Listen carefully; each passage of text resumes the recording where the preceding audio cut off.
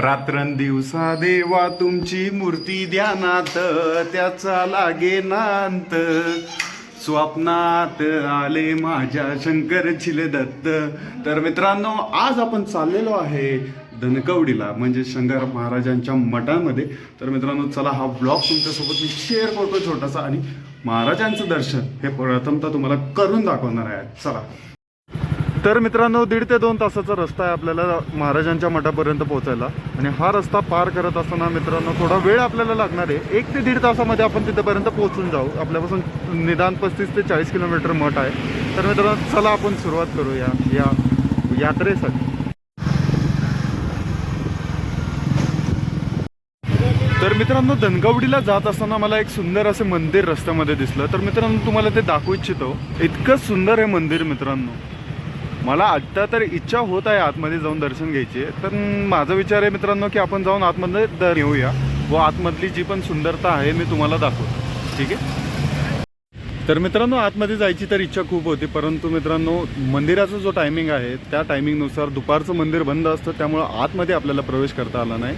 तर खेळ काही प्रॉब्लेम नाही मित्रांनो, पुढच्या ह्याच्यामध्ये आपण नक्कीच या मंदिरामध्ये प्रवेश करून याबद्दल सर्व गोष्टी मी तुम्हाला दाखवू इच्छितो. महाराज श्री स्वामी समर्थ, जय जय स्वामी समर्थ. सद्गुरु स्वामी समर्थ, जय जय स्वामी समर्थ. महाराज श्री स्वामी समर्थ, जय जय स्वामी समर्थ.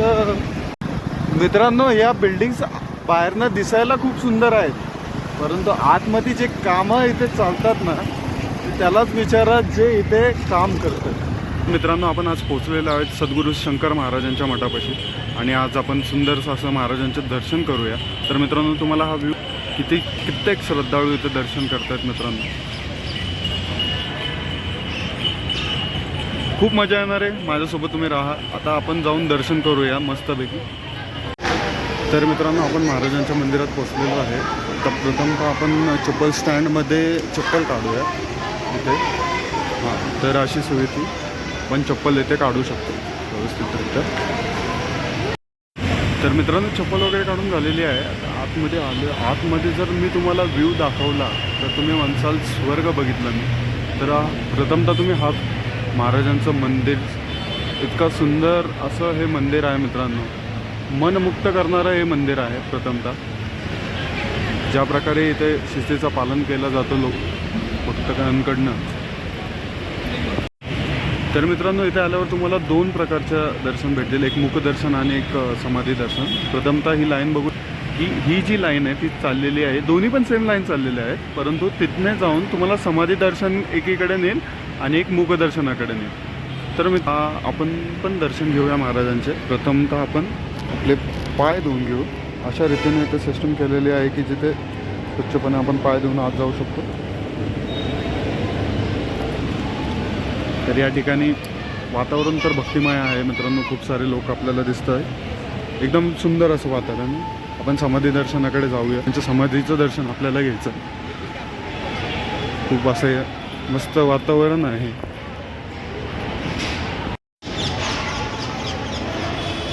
हे दत्तगुरूंची मूर्ती आहे मित्रांनो. इथे असं आपल्याला हनुमानाची मूर्ती देखील दिसेल मित्रांनो. थोडे पुढे जात असताना आपल्याला आपले लाडके स्वामींची मूर्ती आपल्याला दिसते. आपण स्वामींना प्रणाम करूया. तर या ठिकाणी असं लाईन आहे. लाईनचं तुम्हाला फॉलो करायचं आहे सगळ्या गोष्टी व्यवस्थित.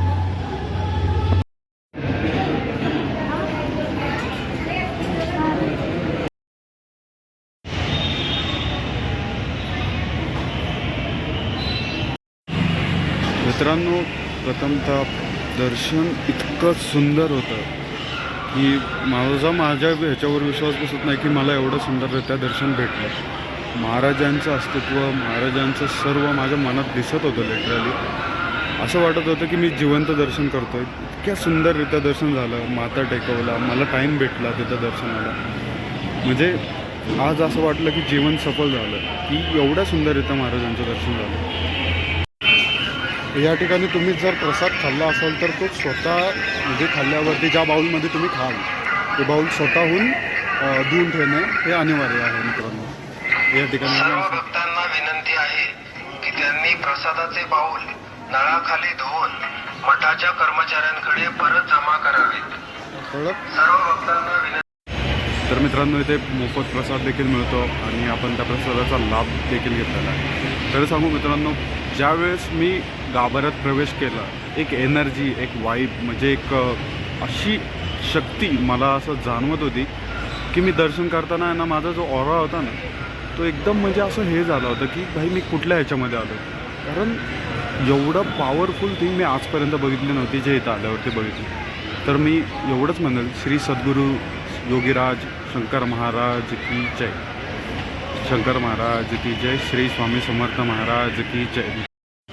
मित्रांनो, हा माझा पहिला ब्लॉग होता. या पहिल्या ब्लॉगमध्ये मला एवढं स्पेशल थिंग, एवढं दर्शन भारी सुंदर होईल मला अपेक्षा देखील नव्हती. कारण आज वार होता, रविवार म्हणलं की गर्दी जास्त असते, सर्व प्रकारच्या गोष्टी जास्त होतात. त्यामुळे मी असा विचार करत होतो की 3-4 तासाचं दर्शन होईल, पण असं काय झालं नाही मित्रांनो. अर्ध्या तासामध्ये माझं दर्शन झालं. आणि पहिली गोष्ट, आतमध्ये गेल्यावरती जे मला दर्शन भेटलं ते अविस्मरणीय होतं. इतका वेळ, मतलब मी 2 मिनटं समाधीवरती डोकं टेकून होतो. मला कोणत्याही प्रकारचे जे गुरुजी होते ते त्यांना असं पुढे जा, हे जा, असं काही म्हणले नाही आहे. तुला जेवढा वेळ बाळा दर्शन घ्यायचं आहे तेवढा वेळ घे, असं त्यांच्या मनात होतं. आणि माझ्या मनात पण तेच चाललं होतं. कारण एवढं सुंदररित्या दर्शन मी आजपर्यंत कुठल्याच देवाचं केलं नाही. सिस्टमॅटिकनेस, येण्या जाण्याची प्रथा, एवढ्या सुंदररित्या आयोजन आहे इथल्या ट्रस्टचं खरंच.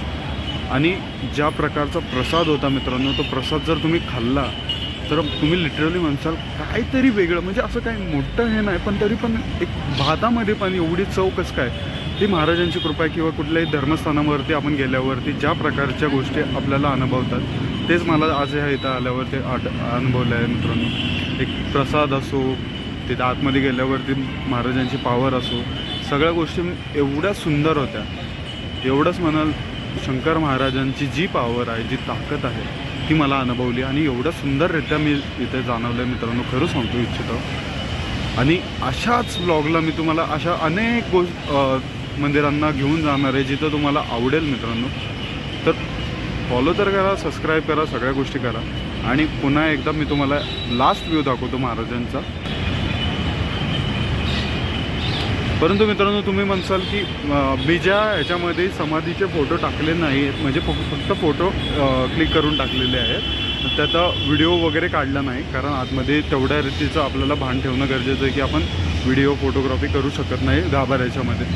सो त्यामुळं मला तिथं गाभाऱ्यामध्ये व्हिडिओ माझ्या मनात होतं करायचं, पण मी गेलो तिथं माझ्या ज्या मनातल्या सर्व गोष्टी अशा बोलून गेलो रे मी. म्हणजे माझं दर्शन असं झालं होतं की भगवंतांना बघून मी एकदम सायलेंटच झालो होतो. माझा मोबाईल खिशातच राहिला होता. आणि असं वाटत होतं की काय हे, किती सुंदर आहे हा.